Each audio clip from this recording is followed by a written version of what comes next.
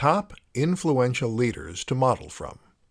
Everyone has their own unique leadership style, and in order to be the best leader that you can be, you need to find your own rather than trying to force yourself into a particular mold.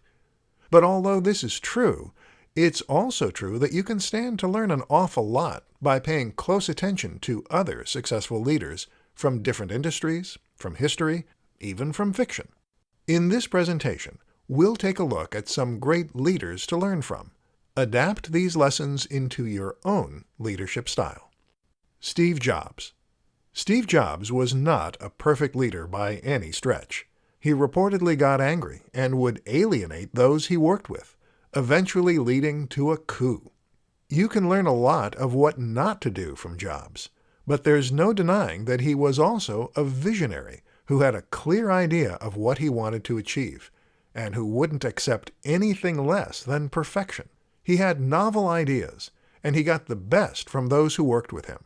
That's what you can learn from Jobs, the importance of having a vision that you really care about deeply, and not compromising on your ideals.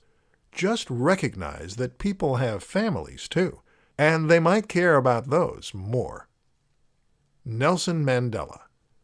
Certainly one of history's greatest leaders, and a man who managed to change the course of history. You can learn a lot from Mandela, from his near-poetic speeches to the way he was constantly improving and developing himself. Mandela believed strongly in education, and actually attended 6 higher education institutes himself. Stop learning, and you stop growing. Stop growing, and you become stale. John F. Kennedy. Kennedy was a great leader, but also a controversial one. This is a common trend.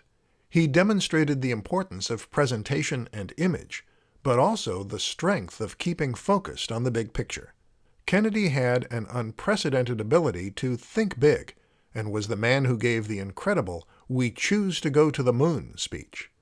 Don't be afraid to aim for the stars. Winston Churchill. Perhaps a big part of Churchill's appeal was his character and his charisma.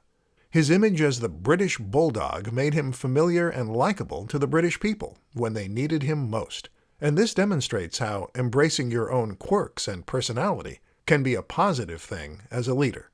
Of course, his rousing speeches did a lot of good, as did his willingness to get his own hands dirty. He even spent some time on rooftops fire spotting.